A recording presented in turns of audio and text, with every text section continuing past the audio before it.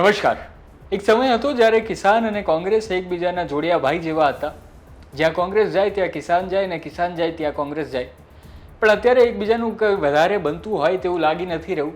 તેના ઉદાહરણ છે હમણાંની જે કેટલાય સમયથી જે સ્થાનિક સ્વરાજની હોય કે વિધાનસભાની ચૂંટણીઓ હોય ત્યાં કોંગ્રેસનું જે પ્રદર્શન છે, જે પરિણામ આવે છે તેના પરથી એવું કહી શકાય કે કોંગ્રેસ અને કિસાન બંનેની ભાઈબંધી અત્યારે થોડી કાચી પડી હોય તેવું લાગી રહ્યું છે.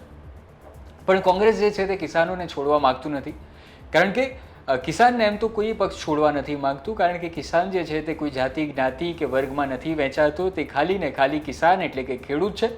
અને કોઈ પણ પક્ષને સૌથી વધારે જેની બહુમતી છે તેમ જોવા જઈએ તો ખેડૂતોની જ છે.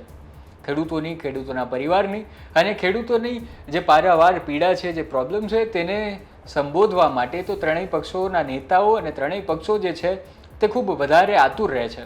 ત્રણ પક્ષ એટલે કે કોંગ્રેસ, ભાજપ અને આમ આદમી પાર્ટીની પણ હું વાત કરી રહ્યો છું, કારણ કે તેમાં પણ ઘણા બધા કોંગ્રેસ નેતાઓ હતા, માફ કરજો, કિસાન નેતાઓ હતા જે હવે ભાજપમાં આવી ગયા છે. પણ હું વાત કરી રહ્યો છું કોંગ્રેસની અને કિસાનની. હમણાં સ્થાનિક સ્વરાજની ચૂંટણીનું જે પરિણામ આવ્યું ત્યારબાદ કોંગ્રેસ જે છે તે સમીક્ષા બેઠક રાખી રહ્યું હતું અને ત્યાં તેમણે સમીક્ષા કરી કે ભાઈ આપણી ભૂલ થાય છે ક્યાં. તેમાં તેમણે ગદ્દારોની વાત કરી, પોલીસની ઉપર પણ ઠીકરું ફોડ્યું અને ત્યારબાદ હવે જેના હાથમાં કોંગ્રેસની કમાન છે તેવા અમિત ચાવડાએ કિસાનો માટે ફરી એકવાર રાગ આલાપ્યો છે, કિસાનને ફરી એકવાર યાદ કર્યા છે. આ કિસાનોને યાદ કરીને શું કહ્યું છે તે પહેલા સાંભળી લઈએ. સમીક્ષા બેઠકમાં પ્રજાલક્ષી કયા મુદ્દાઓ છે એના પર પણ ચૂંટણી પછીની પરિસ્થિતિ પર ચર્ચા થઈ છે.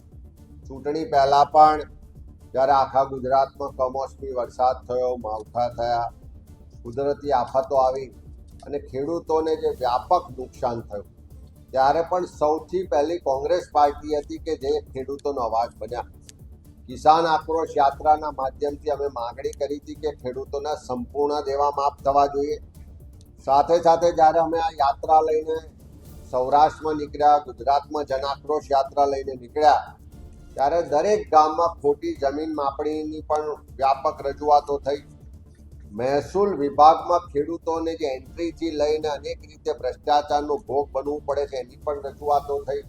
ઉત્પાદનના પ્રમાણમાં પૂરતા બજાર ભાવ નથી મળતા. એપીએમસીઓમાં જ્યાં ભાજપનું શાસન છે ત્યાં ભેદભાવ કરવામાં આવે છે, ત્યાં ભ્રષ્ટાચાર થાય છે. એ આખી પ્રથા સામે પણ સવાલો ઉઠ્યા. સાથે સાથે અનેક જગ્યાએ જે વીજ પોલ ઊભા કરવાની આખા ગુજરાતમાં અત્યારે ચાલે છે, મોટી કંપનીઓના, મોટા ઉદ્યોગપતિઓના લાભાર્થે ખેડૂતોના ખેતરમાં જબરજસ્તી પૂરતું વળતર આપ્યા સિવાય પૂરતી મંજૂરી વગર જે પોલ ઊભા કરવામાં આવે છે અને એના માટે પોલીસ અને પ્રશાસન જ્યારે ઉદ્યોગપતિઓને ત્યાં નોકરીએ લાગી હોય એવી રીતે દાદાગીરી કરે છે. એ સંજોગોમાં એ ખેડૂતોના જે આક્રોશ છે, લડાઈ છે, એના માટે પણ કોંગ્રેસ પાર્ટીએ પહેલાં પણ લડાઈ લડ્યા છે ને આવનારા દિવસોમાં પણ લડીશું. ત્યારે આ ખેડૂતોના જે પોલ બાબતના પ્રશ્નો છે, ખેડૂતોના દેવા માફીની વાત છે, ખેડૂતોને ઉત્પાદનના પૂરતા બજાર ભાવ મળે, માર્કેટની વ્યવસ્થા થાય અને સાથે સાથે ખોટી જમીન માપણી રદ કરવાના મુદ્દાઓને લઈ સૌરાષ્ટ્ર સહિત આખા ગુજરાતમાં ખેડૂતો માટેની લડતની શરૂઆત. આવું પહેલી વાર નથી. કોંગ્રેસના નેતા અમિત ચાવડા ઘણીવાર કિસાનોની માટે વાત કરતા જ રહ્યા છે. થોડા સમય પહેલાં તો કિસાન માટે પૂરી આખી યાત્રાએ કરી હતી, કિસાન ન્યાય યાત્રા. આવી જ યાત્રા આમ આદમી પાર્ટીએ પણ કરી હતી, પણ પરિણામ તેમને શું આવ્યું તે હમણાંનું જે સ્થાનિક સ્વરાજની ચૂંટણીનું પરિણામ છે તે તમે જોઈ શકો છો. ટૂંકમાં સવાલ એ જ આપણને થાય કે જો કોંગ્રેસ કિસાનની હોય તો કિસાન કોના છે? તેનો જવાબ તમે જાણતા હોવ તો કોમેન્ટમાં જરૂર બતાવો અને એ પણ જણાવો કે કોંગ્રેસે કિસાનોને પાછા લાવવા માટે શું કરવું જોઈએ અને કેમ કિસાન કોંગ્રેસ તરફ આકર્ષાતા નથી તે પણ તમે જરૂર જણાવો. ધન્યવાદ.